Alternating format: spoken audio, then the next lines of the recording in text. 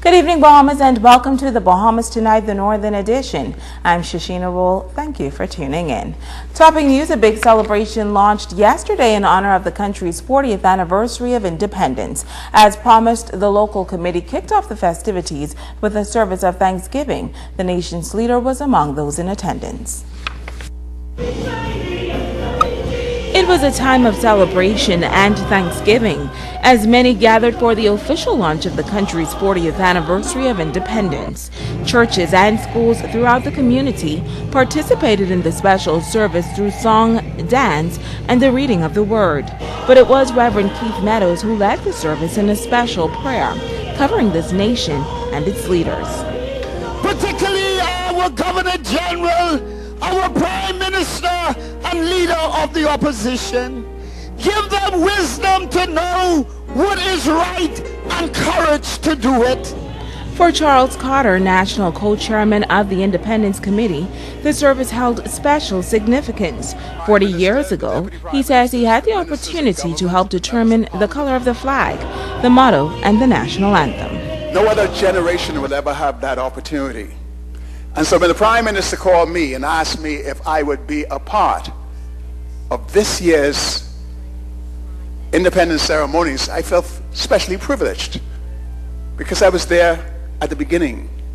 And I know that this is a new beginning for me because this is the end of my service to this community. And this is one time I want to make it, not only make it good, but try to make it last as well. Because our country needs older people like me and some of you to guide some of our young people along the way. In a reflective presentation, Minister of Tourism Obi Welshcombe talked about the many Grand Bahamians who made this island what it is today. But he says the journey continues. And that is why these 40 years we have to capture it. We have to ensure that people understand where we came from. That we just didn't come here with the PLPs or with the FNMs. We came as a people. It wasn't black people, it wasn't white people, it was a people. It was a country that made a difference. And that is why the Prime Minister has taken so much effort in causing this to be a celebration that we'll all remember. That to see those young people participating today tells us that we're doing the right thing, because they too must feel the journey. The nation's leader agrees.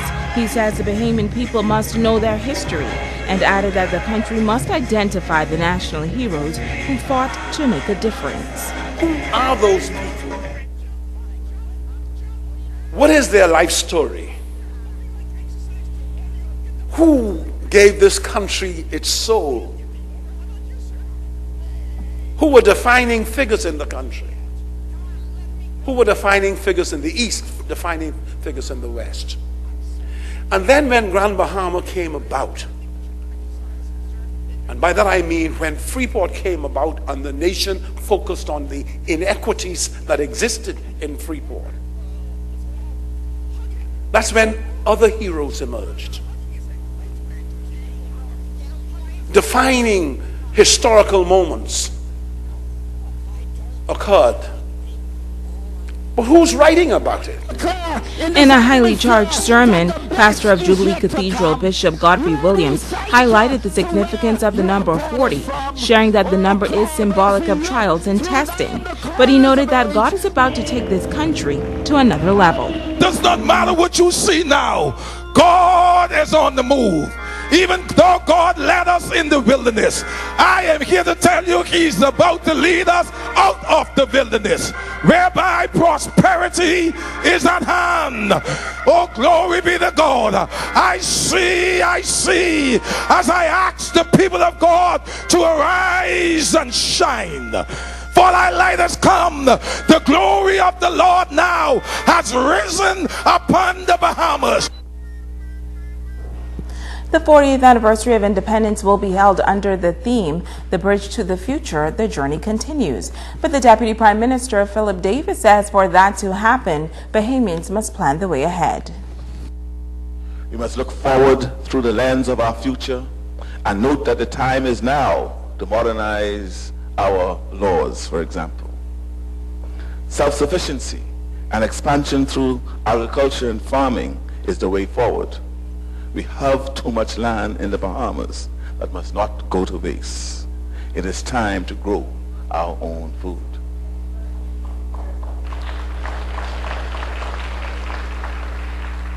We must seek out the great potential of the Bahamas and secure our place around the world, examining linkages through industries and raw materials from the earth, and yes, also claiming our place on that world stage through culture. Now, the Minister for Grand Bahama, Dr. Michael Darville, also addressed yesterday's service. He says Grand Bahama can look forward to the best independence celebrations ever, and he also had a few words of encouragement. And with the full support of my ministry, they are ready to take the message of our rich history and culture from east to west Grand Bahama. We invite all Grand Bahamians from all walks of life to participate in these activities, which will provide opportunities for cultural and historical enrichment while creating economic boosts for our outlying communities.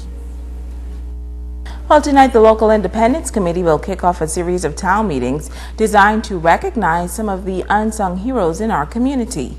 This evening's meeting gets underway at 7 o'clock at the Foster B. Pastina Center. Co-chairman Peter Adderley says they want to single out persons who have made a significant contribution to the growth and the development of Grand Bahama. I feel a sense of obligation, and so does my committee, to do what is right during these celebrations, to celebrate the achievements of Grand Bahamians and what Grand Bahama has done. And more than people, even places. The YMCA field is historic. In '73, that's when the first Bahamian Governor General came to the field for the celebrations. And so places, things, people, we're just going to celebrate this island and have a wonderful time. And we want Bahamians to open their hearts, their minds, and to be a part of all these celebrations. Well, tomorrow night, a similar town meeting will be held at the 8 Mile Walk Gym for residents of the 8 Mile Walk community. Adderley says the meetings will travel to every major district to determine who will be selected. Not big names, not politicians, but unsung heroes and those who are well noted. We want persons to come out during this 40th and speak to their contributions. Candice Culmer is one of the top 9 players in the world. One of the top 9 softball players, not in the Bahamas, not in this region, in the world. And so it goes on and on of how many achievements we have in Grand Bahama. Well, it was a big weekend for members of the opposition. The Free National Movement party officials traveled to Grand Bahama for activities in honor of the party's founder, the late Sir Cecil Wallace Whitfield. The party hosted a series of events in memory of Sir Cecil, including a luncheon, church service, and youth night celebration. On Saturday afternoon at a press conference, FNM leader Dr. Hubert Minnis told the media that the party remains committed to the dream of Sir Cecil, which he believes is needed to build a better Bahamas. Cecil had a vision at that particular time, of which the College Bahamas, or of which education played a most pivotal role moving forward with the vision.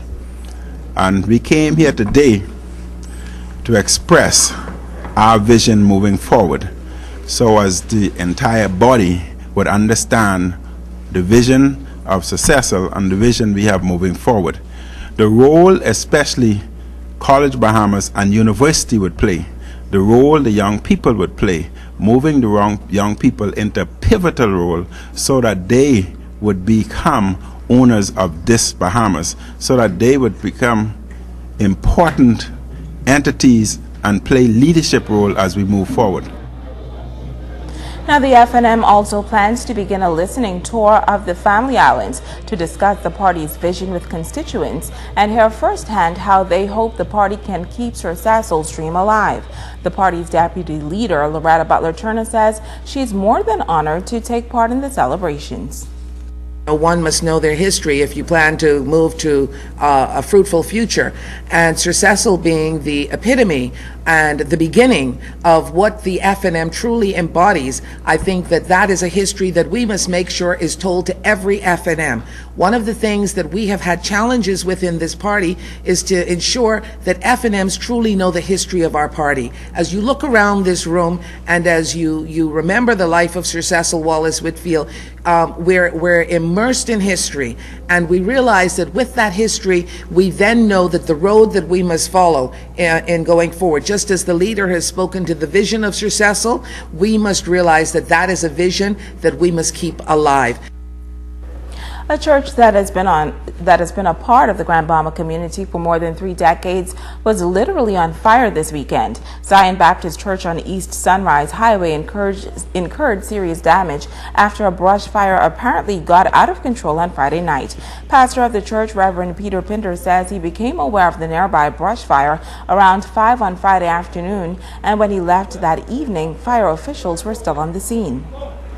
Around 6 p.m. and the fire was pretty much under control. I returned about 8:30 p.m. just to check, and there were small patches of fire in the nearby bush, but the fire near the church seemingly had been completely extinguished. I returned again about 9:30 p.m.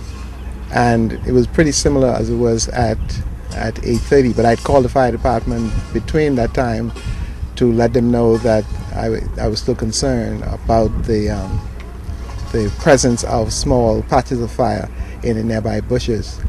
And then I got a call about 4:15 a.m. this morning to say that the church was on fire. Pinder says the church was preparing for extensive renovations, and he's taking this recent turn of events in stride. I'm like this. All things work together for good to those who love the Lord. And I believe that this is an opportunity for us to rebuild and to build something even bigger. We were preparing for renovations, actually, and we were going to do extensive renovations on the inside. But this will allow us not only to do what we were trying to do with the renovations, but to extend so that we would have an even bigger facility. Now, this is the second major church fire within the past 4 months. The Church of God Temple on Peachtree Street was damaged by fire in November of last year. Stay with us. The Bahamas Tonight, the Northern Edition continues right after this.